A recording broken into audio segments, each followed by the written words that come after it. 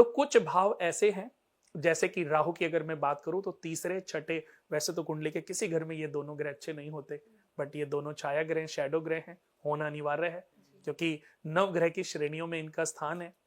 तो अब कहीं ना कहीं तो ये बैठेंगे, लगन में बैठ जाएंगे तो भी हेल्थ इश्यूज कर देते हैं, हेल्थ इश्यूज देते हैं, पेट ट्रबल देते हैं, ईर्ष्या देते हैं, कल्पन देते हैं, हमें दूसरे की खुशियां बर्दाश्त ही नहीं हो सकती।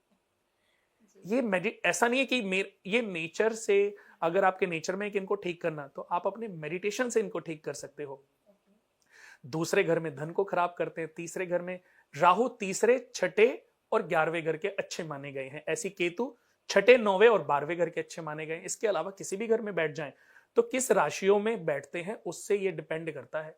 बट क्योंकि हम आमिर जी को मिले, अब मुझे क्या पता कि इनकी कुंडली में कौन से ग्रह कहां बैठे।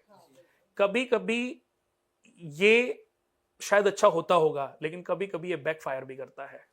अगर इनका केतु छठे घर में बैठा है, साथ में शनि बैठे हैं, साथ में मंगल बैठे हैं, तो अगर मैं इनसे ईर्ष्या करूंगा तो मैं ही बर्बाद हो जाऊंगा।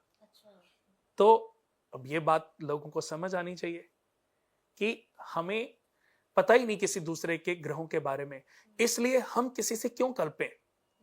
पैसे नहीं है तो रज के पैसे कमाओ, मेहनत करके पैसे कमाओ, इस जन्म में नहीं मिलेगा, अपने कर्म ट्रैक के साथ, कर्म के साथ। कभी कभी जब गाड़ी हमारी टेढ़ी मेढ़ी चलती है तो हम शोरूम पे भेजते हैं, तो वो क्या करते हैं, थोड़ा सा अलाइनमेंट आउट होने की वजह से ये सब होता है और पूरी जर्नी वो खराब हो जाती है।